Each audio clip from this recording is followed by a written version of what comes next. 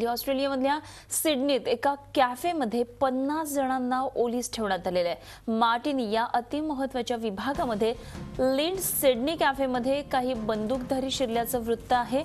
Australian टीव्हीवर दाखवलेल्या दृश्यानुसार खिडकीजवळ काही जण डोक्यामागे हात घेऊन दिसतात। या दृश्यांमध्ये अरबी भाषेमध्ये मजकूर असलेला काळा झेंडा सुद्धा दिसतोय। पोलिसांनी परिसराला चारही बाजूंनी वेढा दिलेला आहे। बॉम्बरोधक पथकाच्या गाड्याही घटनास्थळी दाखल झालेल्या आहेत। मार्टिनी या भागामध्ये Opera House, State Library, New South Wales Supreme Court, criminal court, Downing Centre अशा अनेक महत्त्वाच्या इमारती आहेत आणि या इमारती आता तातडीने रिकामे करण्यात आलेल्या आहेत। परिसरामध्ये हाय अलर्ट जारी करण्यात आलेला आहे। लिंड चॉकलेट कॅफेमध्ये 50 जणांना ओलीस ठेवण्यात आल्याचा संशय ऑस्ट्रेलियामध्ये 26/11 होतोय की काय अशा प्रकारची एक भीती निर्माण झालेली आहे। या कॅफेमध्ये सध्या 50 जण आहेत। कॅफेत बंदूकधारी अतिरेकी असल्याचा संशय आहे आणि आपण बघतो या दृश्यांमध्ये आपले हात वर करून आतमधले जे लोक आहेत ते थांबलेले आहेत, त्यांना ओलीस ठेवण्यात आलेला आहे। ऑस्ट्रेलियामध्ये सध्या हाय अलर्ट या भागामध्ये लागू करण्यात आलेला आहे। पोलिसांनी परिसराला चारही बाजूंनी वेढलेले आपण बघतोय। हालचाली मोठ्या तेज झालेल्या आहेत। बॉम्बरोधक पथकाच्या गाड्या सुद्धा घटनास्थळी दाखल झालेल्या आहेत। मार्टिनी हा अति महत्त्वाचा एक भाग आहे सिडनीमधला आणि या भागामध्ये ऑपेरा हाऊस आहे, स्टेट लायब्ररी आहे, New South Wales Supreme Court आहे, क्रिमिनल कोर्ट आहे, डाउनिंग सेंटर अशा अनेक महत्त्वाच्या इमारती आहेत आणि इथेच लिंड चॉकलेट कॅफे जिथे आता 50 जणांना ओलीस ठेवण्यात आलेलं आहे। सिडनी कॅफे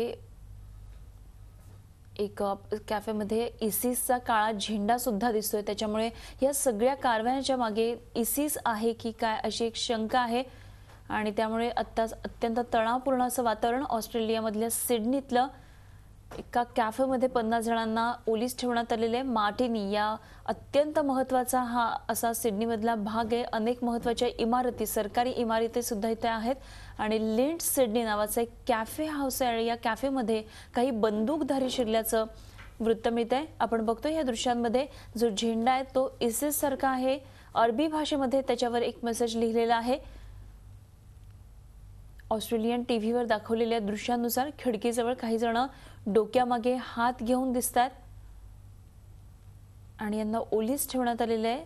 आपण बघतो या दृश्यांमध्ये हे कॅफे हाऊस मधला एक इसम व्यक्ती दिसतोय आणि आपले हात कशा पद्धतीने त्याने ठेवलेले आहेत आपण बघतो, त्यामुळे यांना ओलीस ठेवण्यात आलंय।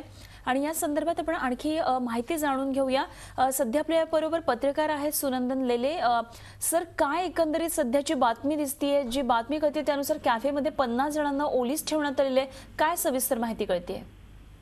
आता इथं मी ब्रिस्बेन मध्ये आहे, सिडनी पासून लांब आहे, परंतु सकाळी ही बातमी कानावर पडल्यापासून सगळेच जण हादरलेले आहेत। ऑस्ट्रेलिया एक शांतताप्रिय देश आहे, इथे अशा घटना कधी घडलेल्या नाहीयेत, परंतु जागतिक स्तरावरती आता दहशतवाद्यांनी जो काही धुमाकूळ घातलेला आहे त्याचे पडसाद इथं उमटताना दिसत आहेत। लोकांना इथल्या ह्या अशा बातम्यांची अजिबात सवय नाही, त्यामुळे खऱ्या अर्थाने तुला सांगतो सगळेजण हादरून गेले।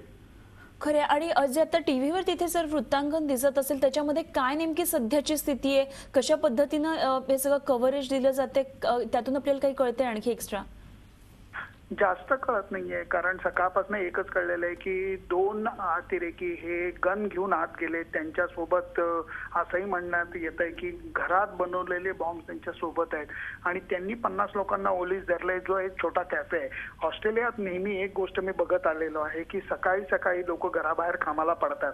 कित्येक ठिकाणी उन्हाळ्याच्या दिवसामध्ये सकाळी 8 वाजता किंवा 7 वाजता सुद्धा ऑफिसेस चालू होतात, त्यामुळे सकाळी उठायचं, एखाद्या छान कॅफेमध्ये जाऊन कॉफी प्यायची, थोडासा ब्रेकफास्ट करायचा आणि नंतर ऑफिसला जायचं, हे रुटीन बऱ्याच जणांचं आहे। आणि हा जो कॅफे आहे सिडनी मधला तो खूप फेमस आहे। ही जी बिल्डिंग आहे ती शहराच्या अगदी सीबीडी, ज्याला आम्ही म्हणतो की सेंट्रल बिझनेस डिस्ट्रिक्ट, त्याच्या मध्यवर्ती ठिकाणी आहे आणि त्यामुळे या सगळ्या गोष्टींना वेगळं वळण आलेलं आहे, धास्तावलेले आहेत लोक।